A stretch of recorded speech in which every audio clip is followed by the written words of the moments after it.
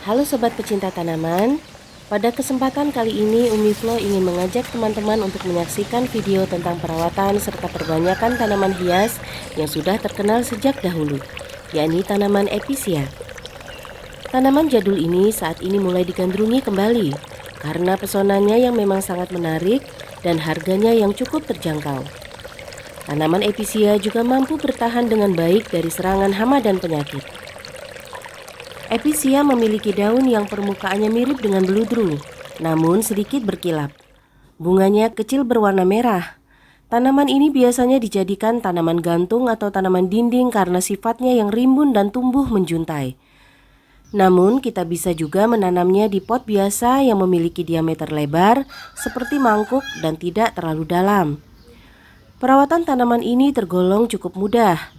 Nah, apa sajakah hal-hal yang harus kita perhatikan dalam perawatannya? Mari saksikan dalam tayangan berikut ini.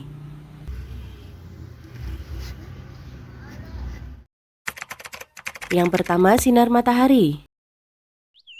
Episia memerlukan sinar matahari yang teduh parsial selama kurang lebih 6 hingga 8 jam sehari. Jauhkan ia dari paparan sinar matahari secara langsung. Karena sinar matahari secara langsung dapat mengeringkan dan membakar daun-daun episia. Daun-daunnya bentuknya akan mengecil dan kecoklatan. Jadi letakkan episia di bawah kanopi atau paranet ya teman-teman. Jangan di tempat terbuka tanpa naungan apapun. Apabila kita hendak memeliharanya di dalam rumah, letakkan episia di dekat jendela agar tetap terkena sinar matahari. Karena jika episia kekurangan sinar matahari, daun-daunnya akan terlihat pucat dan tanaman akan sulit untuk berbunga. Yang kedua, media tanam. Media tanam yang baik bagi episia adalah campuran tanah dan lumut gambut. Namun jika kita tidak memilikinya, kita bisa juga menggunakan media tanam berupa campuran tanah subur, humus, pupuk kandang, dan sekam bakar. Selanjutnya, penyiraman.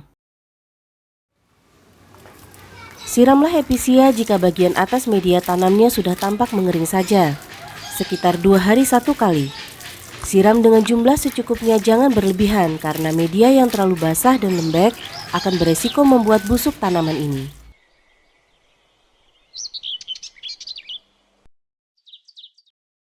Yang keempat, pemangkasan. Pemangkasan tanaman dapat dilakukan ketika tanaman ini sudah terlalu rimbun dan batang sudah mencuat panjang tak beraturan. Kita juga dapat melakukan pemangkasan jika akar tanaman telah memenuhi pot. Jangan lupa untuk selalu membuang daun-daun yang sudah kering dan membusuk. Dan sebaiknya lakukan pemangkasan ini pada musim panas agar menjadikannya lebih rimbun dan subur.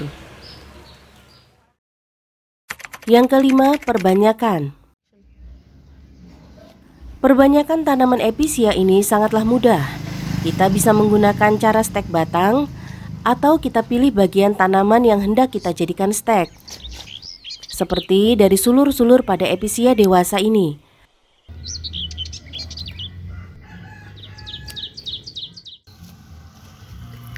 Lalu kita tanam pada media yang sudah dibasahkan terlebih dahulu dan kita letakkan di tempat yang teduh. Dan dalam waktu sekitar semingguan, akar tanaman akan tumbuh dan daun-daunnya pun akan melebar. Yang terakhir, pemupukan.